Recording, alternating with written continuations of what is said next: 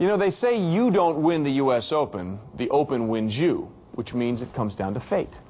And just to throw fate to the wind, we hand our list over to our second guessers, those specialists in shanks, slices, the Junkies. Four sports-loving radio talk show hosts from D.C. and Baltimore who have never met a three-jack they didn't like.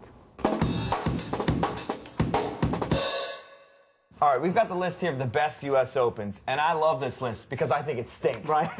At number 8, you've got Tiger Woods in 2000 when he won by 15 strokes. How can that not be number 1? The most dominating performance I'll tell you why. in U.S. Open history. How about you like the field? Yeah, okay? How about no drama? Right. To me, something that's up at the top should be something that's close. It shouldn't be on the list at all. How about he had a defining 4 rounds? Nobody has ever been that dominant in a major. But in U.S. Opens, I mean, USGA tries to make the course so difficult. You just don't do that. He laughed at it. And especially at Pebble Beach. I mean, you just... Who finished in second place?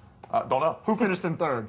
Who knows? That's my point. That's why it shouldn't be on the list. Because he won by 15. That's why you don't remember who finished. The point is he dominated the best players in the world. Number 1 on the list, I think, is perfect. It's Tom Watson in 1982. Who finished in second? How about Jack Nicklaus? Pretty good leaderboard. Fighting shot. How about one of the greatest golf shots ever on number 17? All right, how about last year?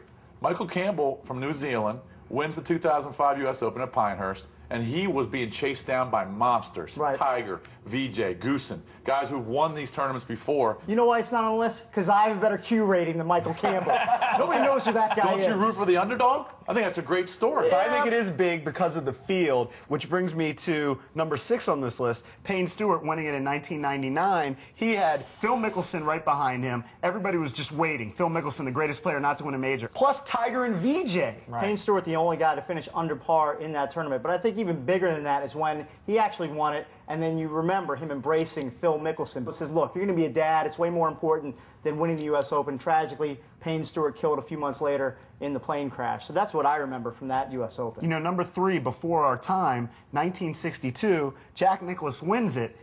This was his first win. This was his defining moment. He was 22 years old, also beat one of the greatest players of all time in Arnold Palmer in a playoff. Right, the beginning of the 18 majors.